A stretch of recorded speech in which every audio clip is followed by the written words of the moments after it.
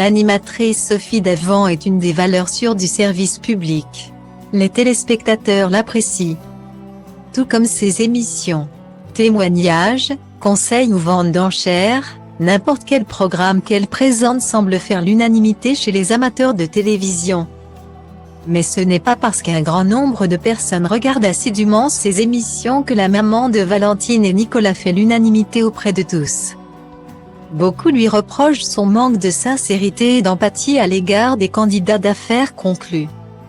Pointant du doigt son côté hautain et prétentieux dans les épisodes diffusés sur France 2.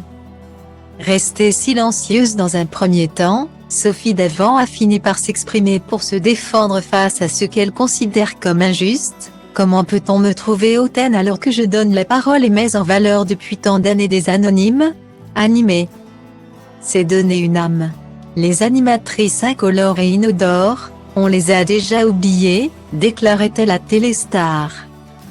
Malgré les attaques sur les réseaux sociaux, soulignant les prises de parole incessantes. Des interventions coupant les analyses des commissaires-priseurs ou des actions pas forcément très agréables envers certains vendeurs. Sophie Davant n'est pas décidée à changer pour la simple et bonne raison qu'elle n'a. Pour elle, rien à se reprocher et que l'avis de certains détracteurs lui importe finalement peu. Les critiques dont elle risque de faire l'objet ce mercredi 25 août, Sophie Davant n'en a donc que faire.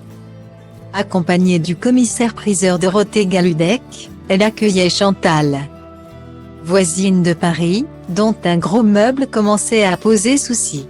En débarquant dans le studio et en découvrant l'animatrice, la vendeuse s'est naturellement dirigée vers Sophie Davant en lui tendant la main. Un geste impossible en cette période de crise. Ah, je n'ai pas le droit, on est en période de restrictions sanitaires, a-t-elle lancé à Chantal. Si la manière de faire était un peu sèche, elle n'avait que de bonnes raisons de refuser.